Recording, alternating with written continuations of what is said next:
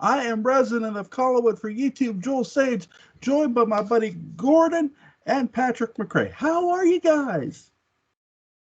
We're great. We're hanging out at the Green Dome. Um, I think it's safe to say that I actually feel exactly how Patrick McGowan's character felt as soon as you hit record. We're here to discuss episode 1 of The Prisoner, which I was recommended to watch this by these two fine gentlemen, both Gordon and Patrick. And I can't thank you, but first of all, thank you both for the recommendation. I enjoyed the first episode very much. I'm going to watch the second episode sometime tomorrow, actually, probably late afternoon. Wait, that immediately brings up an interesting topic. And Gordon, I think you probably know what I'm going to say. Yeah. What is the second episode?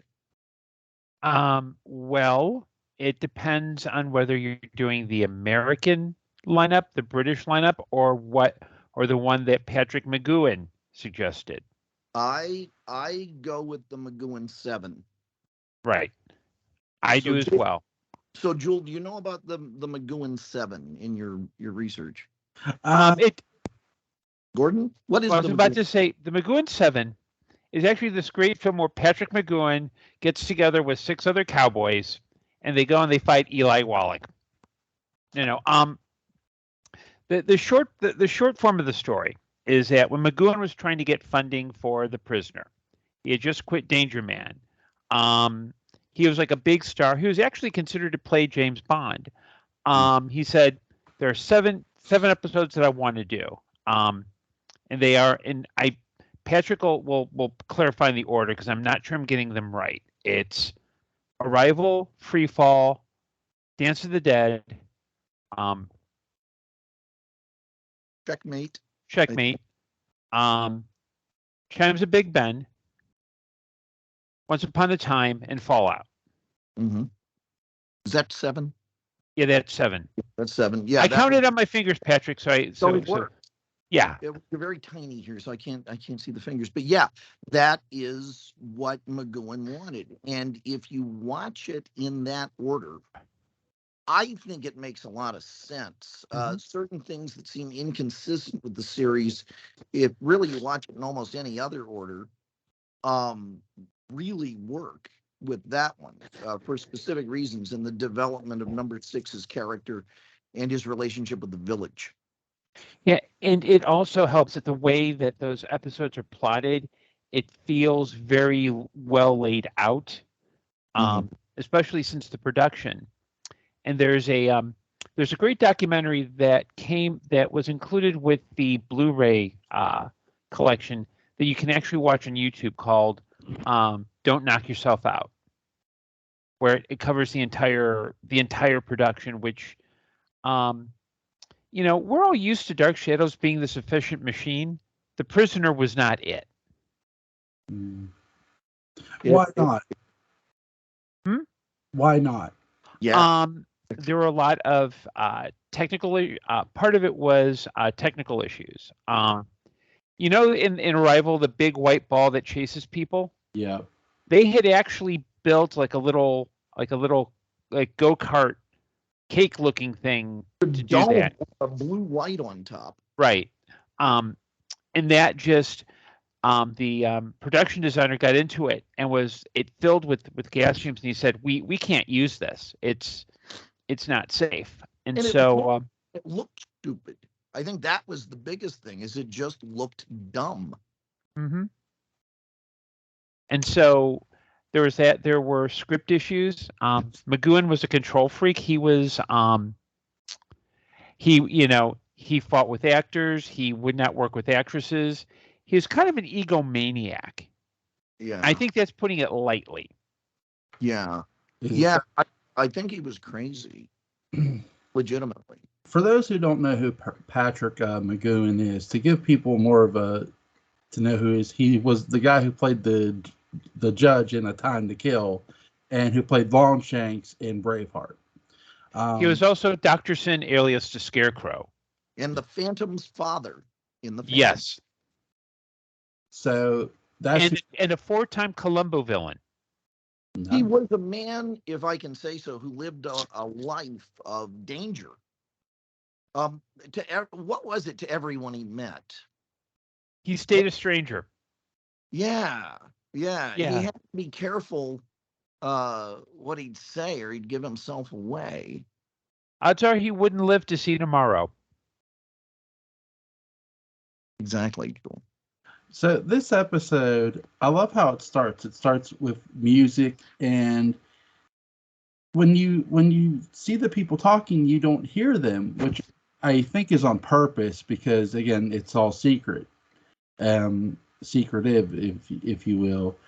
And Patrick McGowan's character, he leaves, he storms out, he looks upset, and you see this black car following him, and then he goes into his apartment and he's putting some stuff together, and here comes this smoke, and it knocks him out, and then he wakes up in this village that is, well, a prison in a sense. No bars, mind you, no, but to give a, how do I put this? It's very much the Truman Show in a way, what the Truman Show would be. Mm-hmm.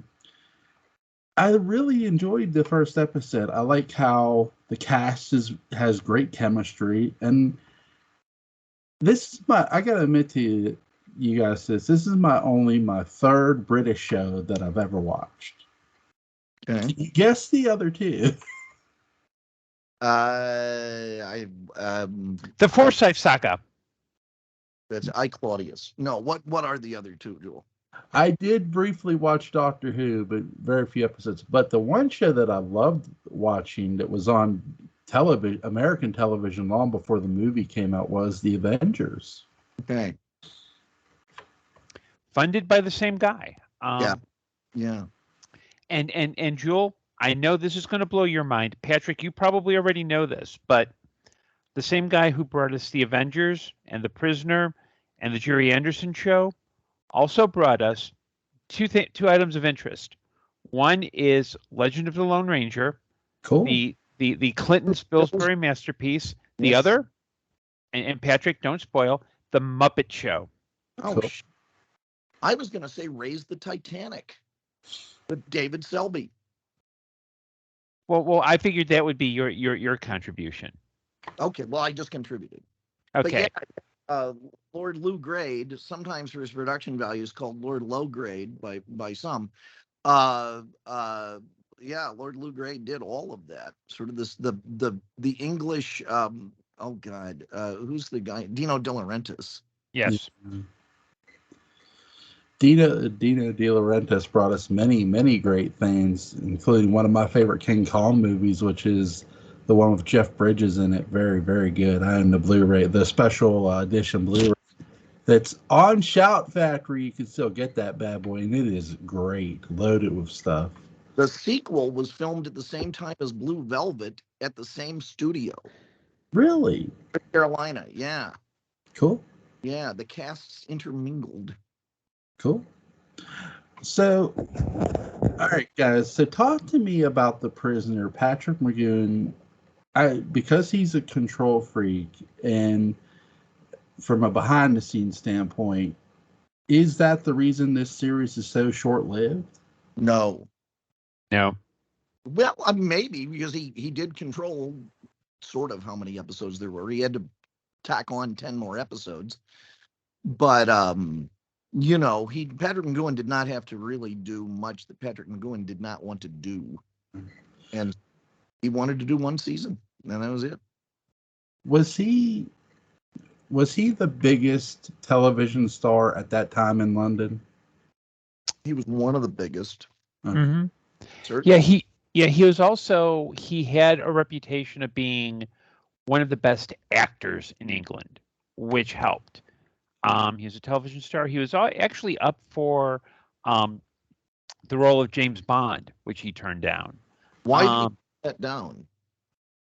He was very, well, here's a little bit of inside gossip. Part of it was that he was a devout Catholic, and he didn't believe in guns. he'll beat a guy up with his fist, but he didn't believe in guns. He also didn't believe in doing romantic scenes with his actresses because, again, devout Catholic, he was married. He was also, I think, born in Ireland but raised in America for a little bit, and then became a big success in England. So he was dude was like he was like if he was like Jim Caviezel if he had Mel Gibson's personality. Yeah, and Caviezel was in the horrible 2009 remake series. Yeah, and Jewel, do not watch the 2009 remake. Don't do that. Really no. Bad. It's it manages to miss the mark as much as the Dark Shadows movie, but it does not have the excuse of hiding behind, we're trying to make a comedy. It's just one series of terrible decisions after another, unwatchably. Yeah, it's one of those things that it's one of those shows that whenever people say, "Oh, maybe I should check this out," no, just don't. Stick with the original. You'll be happier. I have a theory about because Prisoner is one of the most discussed, debated, considered series ever made, and I have one unified field theory about The Prisoner, and it's so goofy. I don't know if I should deploy it or if I should deploy it now or wait. It's not really a spoiler about the end, but it has to do with some peculiarities of Patrick McGowan's personality and some issues he was working out. Should I talk about it? Or should I? Go ahead. Yeah, go right ahead. I have a theory. I think that and Gordon, as a trained psychologist, I will ask you to establish why I'm wrong about it, because I don't necessarily want to be right about it or wrong. I think McGowan, very deeply Catholic, may have been a highly repressed gay man, and I think the series might be about him dealing with the pressure of the Catholic Church, and the incredible guilt that he was dealing with there. The reason I talk about the homosexuality angle was his obsessive aversion to love scenes or anything like that, to the point that he was performing them with stuntmen in wigs, which seems a little extreme. And that you have a guy who has a secret he doesn't want to tell, that is deeply ingrained, no matter what, he's not going to tell it, who is basically has to face a series of inquisitors for a number one that is, by his very definition, unknowable. The inquisitors, the number two figure, always is changing, and wears basically a mitre, and is in black and white, and is this weird father confessor that he's after. I'm not even sure McGowan was aware of all of that. I'm not saying he did this on purpose, but it's trademark Arabian bad reasoning, because I like to start with a conclusion and then work my way backwards. But that doesn't necessarily mean it might not be an explanation for where this show's coming from. It fits, and the great thing about The Prisoner is that we could have 3 different theories, and they would all fit. It all works. It's like a Rorschach test. Mm-hmm. I love the how they had the maps where it said mountain. It reminds me, I sort of wonder if the creators of Silent Hill watched this series, because the way their map is sort of laid out and designed reminds me of how Silent Hill would lay out their maps in games. Jewel, you know how you like to connect everything to Judah Zachary? Yeah. Like, I think at one point you made an argument for New Coke being created by Judah Zachary. Um, uh, once you see The Prisoner, you're going to see The Prisoner everywhere. And it is one of the most influential television shows ever made. Well, yeah. Let me tell you where I see The Prisoner right away in the 80s, a character who I love, played by Richard Dean Anderson, MacGyver, in a way. The way he's very intense, but at times relaxed at the same time. I could have seen Patrick McGoohan play a British MacGyver. There was a 90s kind of variation on the idea of The Prisoner called Nowhere Man. I think you could... It was on, I think, the very early UPN network. You might be able to find the episodes on YouTube, but basically it stars Bruce Greenwood, and it's about a photographer named Thomas Fail. He's in a restaurant with his wife, and he's getting some renown because he took a picture. I think it's called Hidden Agenda, and it's basically 4 dudes hanging, and they're soldiers, like literally hanging nooses and everything. Okay. He goes to the bathroom. Comes out, wife doesn't recognize him. He tries to use his credit card. That's spoiled. He's basically lost his identity. And so it's kind of this, it has a similar tone of like paranoia and basically that, why am I being punished? I'm not going to take this. I never saw Nowhere Man. But one of the little places I saw a little, just I think, shade of The Prisoner was in the pilot for the longer pilot for Sherlock, Study in Pink. Do you remember when Mycroft is first gathering up Watson? And, all of the CCTV cameras are turning away from Watson, and there's one phone that rings, and he's taken. That's very Prisoner-esque. That came out around the same time as the Caviezel thing, and to me, just that moment felt far more like something from The Prisoner than anything in Pop Goes Caviezel. I like how the show has a lot of mystery to it. In the first episode, it again, there's another show in the 80s that had some mystery. Well, the biggest mystery was who was the writer, who was the real, which originally it was supposed to be Orson Welles, which was Magnum PI, but Masters. Yeah, and I really like how they have the way they work the cameras in this too, the real close-ups, and then how he's trying to fly the plane, to how he's just sitting down. Who was in charge of?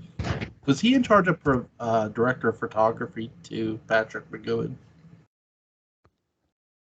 Well, he didn't direct that episode, but he had a very heavy hand in it, and or maybe he did direct it. He directed things under a lot of different names.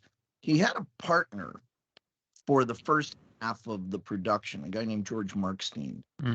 And I'm not quite sure what happened, but Markstein left the series or was shown off of the series or something like that. And McGoohan took over completely. But what was the name? Pat something. What was the name that he used? It was like his mother's maiden name and something else that he used to direct a bunch of episodes. I think it's like Patty Finn or something like that. Yeah. One is Joseph Surf. Joseph Surf. Was it? Yes. That was one of the names he used because he wrote and directed a couple. So wow. And well, originally with Markstein, he had an explanation for what the village was and how the village operated. There was a real explanation that you got to. And I don't think McGoohan really ultimately wanted to commit to that. But Gordon, have you heard about that?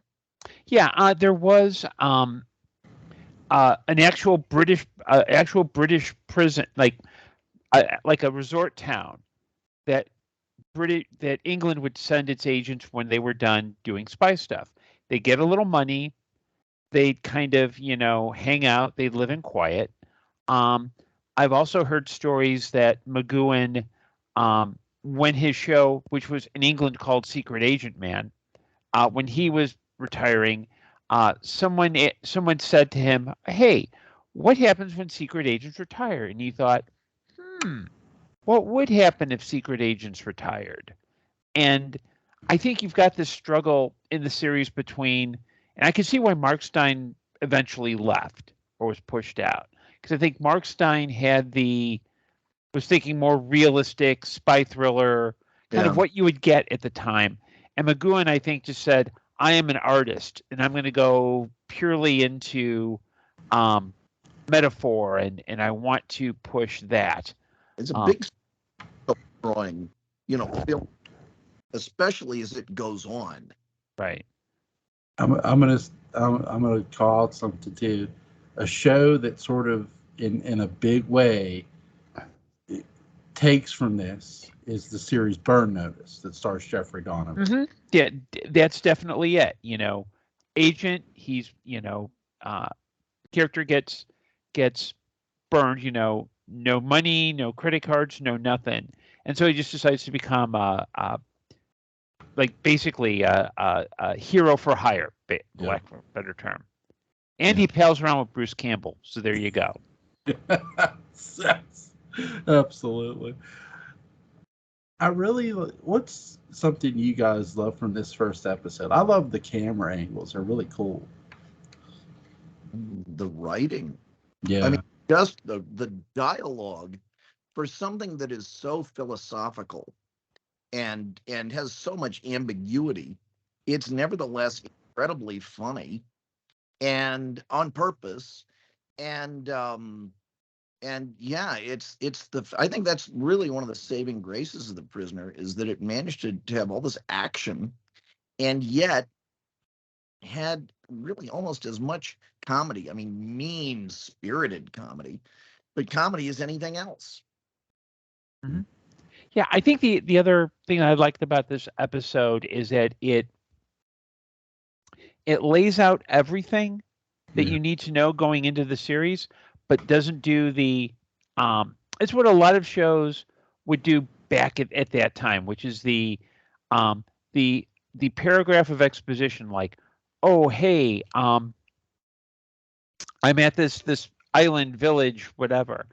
There are also some very subtle touches. It's like as number 6 comes in with the initial number 2, number 2 is taking him through where it's clear that he's being spied upon even before he resigns, because it's like, hey, you're going to go on vacation. And there's one thing that got to me, something I thought that I never realized before, is the implication is that McGowan's number 6 kind of had a sense that he was being spied on, because at one point number 2 mentions, oh hey, do you hear the click of a camera? I wonder, and this is something I'll be watching as the series goes on, was that maybe the thing that he realized, hey, this is why I need to resign, because they're keeping an eye on me? Well, the story I had heard is that McGowan or Markstein, that the original conceit was that that the village is something that number 6, John Drake, I guess, had proposed years and years before, kind of just in a speculative paper. And then he found out that they built it. So some of the stories I hear is that he purposefully got himself incarcerated so that he could just investigate it and test it. And then there are others that he realizes how immoral it is, and so he gets himself incarcerated so that he can take it down from the inside. Yeah, that makes sense. And it's also interesting because certain other episodes that are not part of the McGowan 7, especially Hammer into Anvil, really drive that point home. I mean, that's one of my non-McGowan 7 favorite episodes. It's right up there with A, B, and C. But Hammer into Anvil and The Girl of Death are certainly the 2 most fun Prisoner episodes. Right. One for anyone, and they would be fine with it. I really like how you guys are talking about, they plant the seeds of distrust because you don't know who. I like how the girl, it's like, well, you could trust me. It's like, well, can he really? No, No. Oh my god. really. Except maybe Angela Muscat, who is the butler. Yeah. Who says nothing but observes everything, and ends up maybe being number six's ally, or maybe it's just another layer of bullshit because with the prisoner you just never absolutely know. Or he could be Judah Zachary in disguise. Could be Judah Zachary. Well, the controller kind of looks like Judah Zachary. Orange alert! Orange alert! He'll be in a bunch of episodes. Yeah, but the problem is he doesn't have the neck scar. He doesn't. Maybe this is Judah. Maybe Judah Zachary has willed himself into a body. He said, "Screw the Collins family. I'll meet them down the road." You know, in my very complicated relationship with Big Finish, they did a prisoner series, but Joe Lidster, who was the Dark Shadows guy there, had no connection to it. And it's unfortunate because I would have loved to have seen a crossover with Quentin Collins winding up in the village. Yeah. Fanfic writers, sharpen your pencils. There would have been a party every night. No, you know what would have happened? Quentin would have challenged number 2 to a drinking game. Yes. And number 2 would be, and instead of like number 2 failing because of various plans, it would be like, okay, number 100, boom. Every number 2 would be like either drunk, pass out, or just say, "Hey, I'm in AA. I can't do it." So, if they would have explained it all to Quentin, he'd be like, "Okay, that's nice. Can I have a brandy? The whole bottle? Is this all you got?" and then like the last episode would be the Once Upon a Time for Quentin would be Count Patofi as number 2. Yes. Well, yeah, I mean, the similarities in just theatricality and acting style between Leo McKern and Thayer David as Count Patofi are pronounced. And, I mean, I'm not going to say Thayer David's doing a Leo McKern impression at all because he's not. And he doesn't need to. He's a very talented actor on his own. But boy, there are a lot of echoes. There are a lot of echoes. Jewel, one of the things that you'll really enjoy as the show goes on is the wide variety of personalities that number 6 deals with in the different number 2s. And some of the number 2s show up in more than one episode. 2 of them, I think, Leo McKern and Colin Gordon. Yeah, he's in Hand Anvil, isn't he? No, that's Patrick Cargill. Colin Gordon is into General and A, B, and C. Okay. Which are both really fun episodes. Mm-hmm. And, there are Dark Horse prisoner episodes that, we're not supposed to like, but I like anyway.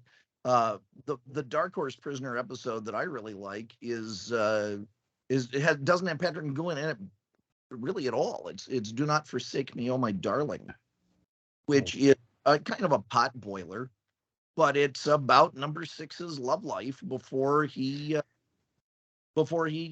thrown in the village. And, it could be considered apocryphal. I think McGowan maybe just really wanted very little to do with it. And it was just done to fill up time, like Girl, It Was Death. Well, it also, at that time, Patrick McGowan had gone to film Ice Station Zebra, which is, fun fact, Howard Hughes' favorite movie. And the writer in the Don't Knock Yourself Out documentary talked about how he had written the original script. They asked him to make changes that became Do Not Forsake Me or My Darling. And he said, I took a poorly written script and turned it into a slightly better, yet still poorly written script. Yeah. If they actually did The Prisoner right, who would you cast as the lead? Today, Yeah, today. I have two actors in mind. Gordon, who would you get? I got two good ones. Okay. Well, Patrick, you go first with this one because you're. Either Willem Dafoe or Jeffrey Combs. Nice. Those are my two. I think they both handle intense drama very well and manage to do it with a great sardonic sense of intelligence. So I think they'd be very strong candidates for it. Well, Coombs was one of my selections, so I'm gonna table that. And I'm gonna come up with two new selections. Okay. I'm going to say be a little bit more eclectic. First, I'd want to get Idris Elba because I think I was about to ask about that. Yeah. I think he's good at that kind of role. Let's see the other. And I'm only thinking of this because it's kind of top of mind with the Oscars, but Michelle Yeoh. I mean, I think because I'd like to see different. I think McGowan has such an entitled older white dude vibe about him in that series that I'd like to see how different kinds of, and plus, you look at the series, and even Bernie Williams in an interview had complained you get the sense it's run by England and it's supposed to be more global. Can I throw a spin on the Michelle Yeoh idea? Go right ahead. There's something about her. I think she would make I think she'd be a fine number 6. I would love to see her as number 2. Yeah, given some of her work on Star Trek Discovery, I can see that. Yeah, she has a great menace and a sense of witty menace. Yeah. My two actors that I would pick, I can't pronounce his name, but he was the lead protagonist in Article 81, the young African American actor. Great. In Archive 81. Yeah. Yeah. Okay. In a lot of ways, he was sort of playing that character when he was stuck in that house in a way. And my number 2 is, well, again, I'm reaching because I don't think he would do it, and I would go Mel Gibson. Well, there was talk, I think, in the late 80s about a Prisoner reboot with Mel Gibson. Really? Yeah, it was one of those things in Starlog when they had the this is being talked about or that's being. I seem to remember, and Mel and Patrick McGowan, had a lot in common and worked together. Yeah. Okay, so with this episode, they're talking about that he's a tough nut to crack, and the guy who he was talking to actually, you're not sure, was he his friend or wasn't he, or is he just some guy in disguise? I like that little setup there, the guy who was laying in the hospital bed. Oh, you mean Cobb? Yeah.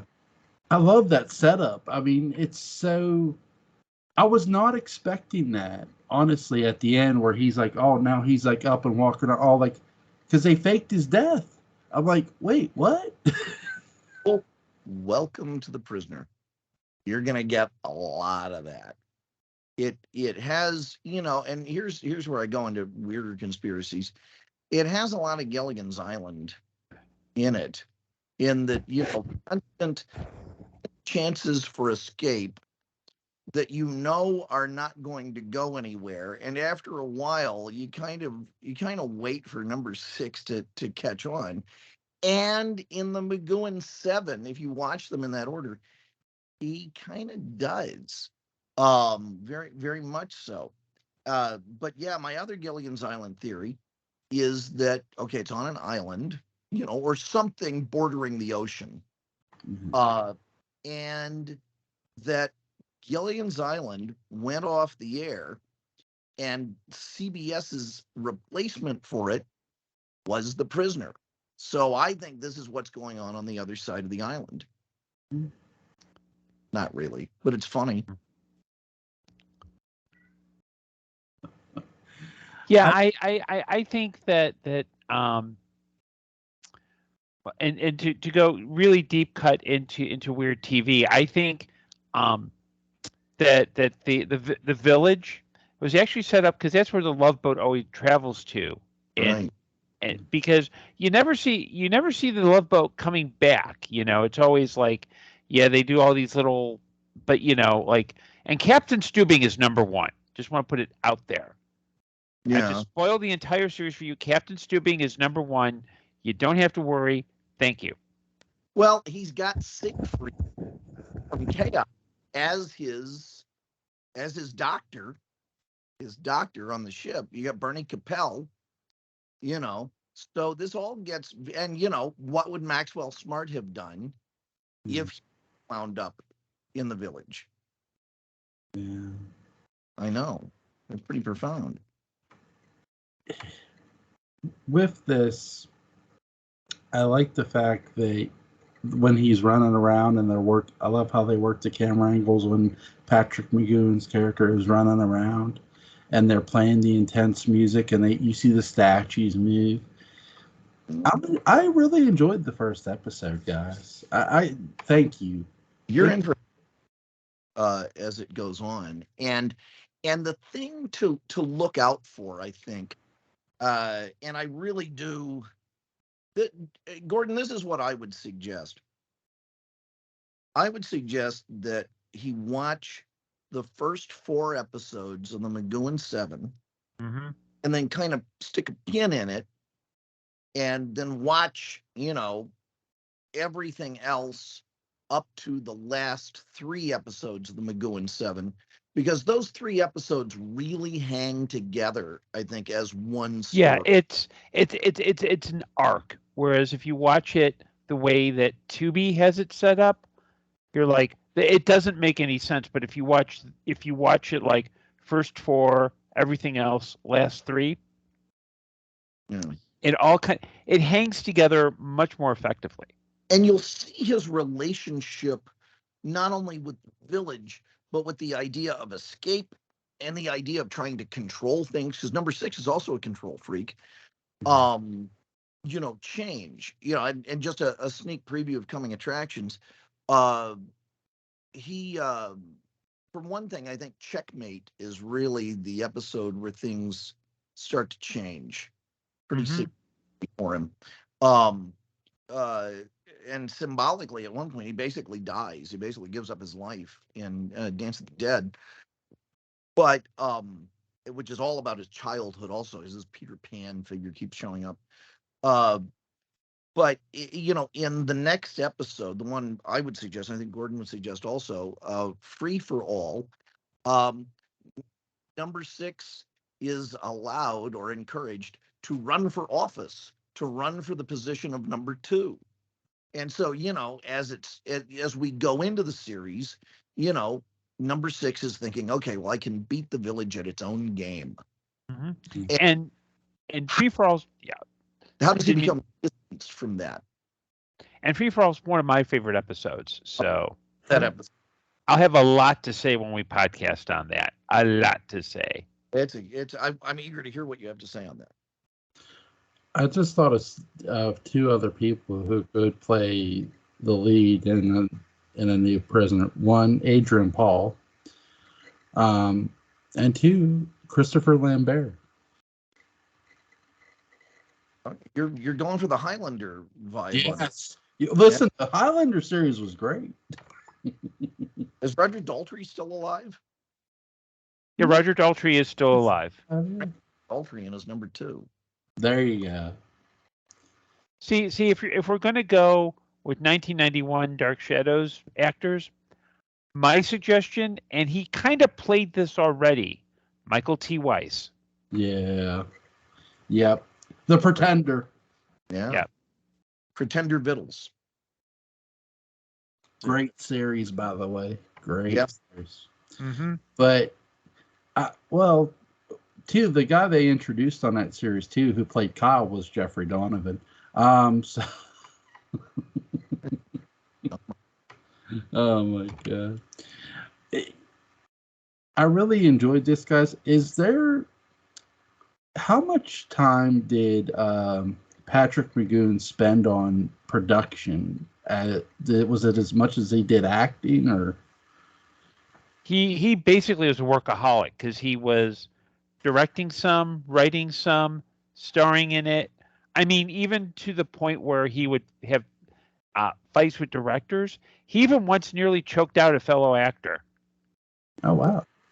Who do you talk? Yeah, I mean, This was. I missed what you said, Patrick. Oh, which actor did he do that to? It wasn't Leo. No, it was Mark Eden. Leo, he actually tried to stab. So, and made. Oh, but no, I'm trying to remember the episode. I think it's Mark Eden is wearing. I think it's the general where they're fighting, and usually when you do a fight, you have it cornered out. So McGowan has his around Mark Eden's neck, except Eden in an interview was talking about, no, McGowan was actually trying to kill me. I was afraid for my life. Well, yeah, McGowan's craziness really comes out in the commentary on the Blu-rays, because I think they could finally do that because McGowan is dead. Mm-hmm. You know, I mean, McGowan died, and bam, Blu-rays come out with very frank commentaries, and I don't think that would have happened if Patrick McGowan. They talk about him filming the final episode, and they fired the director almost immediately. I don't think he was supposed to direct the final episode, and they just walked in, fired him, from what I remember, and just would do things like say, point the camera here, and give the actor, say, okay, now sing Dem Bones, and the crew had no idea what was going on. Remember that? Mm-hmm. And if you want to watch another really good documentary that's also on Tubi, In My Mind. Oh, yeah. That's all about two guys basically trying to track down Patrick McGowan and do an interview with him. And Patrick McGowan starts doing really crazy stuff, like following them across the desert and somehow showing up at a hotel that they did not tell him they were going to, hundreds of miles away from Los Angeles. How he accomplished this, we don't really know. Yeah, I mean, weird stuff. I'll definitely check it out in between watching episode 2, reading the Dark Shadows Daybook. Jesus. But you follow them. I can't, I'm not going to sit here and say that the Daybook is part of a complete nutritious breakfast, but really doing sort of a weird take on Dark Shadows and watching The Prisoner and watching all this other stuff, honestly, it is a wonderful brew of, just a core sample of that great year 1967, where Barnabas, came out often. And, you had so many other amazing things happening in that year culturally. So let this be a part of it. If you could have cast Patrick McGowan as a Dark Shadows character, who would you have cast him as? Trask. He would have been a terrifying Trask. Yeah. Also would have been Peter Guthrie. Yeah. Yeah, I'd have to say Trask, because he's just everything about the man, and I mean this in the truest sense of the word, is biblical. He's like your Bible carrying, will lecture you and on the edge, and won't give any nuance. It's like he is just intense. Imagine a production of Beckett starring Patrick McGowan and John Carradine. Ooh. What a bizarre, explosive set to have to work on. Yeah, I'm just thinking, I would love to, if Patrick McGowan were ever on Dark Shadows, I would love to hear the stories about how he and Dan Curtis would get on. That would be, and because I could just see, like, Curtis and him just coming to blows. Of course, I also happen to secretly wish that I hope that Josh Whedon, when he's sleeping at night, has dreams of Dan Curtis, basically telling him, "Listen, punk, I have bits of, I floss chunks of hacks like you out of my teeth every night." Yeah. One of the funniest things Catherine Lee Scott ever said, and by the way, that is not an inconsiderable thing. She is a very, very funny person. One of the funniest things she ever said, I wrote to her one day, just a little side, and I asked her, I said, "Catherine, who would win in a fight between John Milius and Dan Curtis?" And her answer was the lawyers.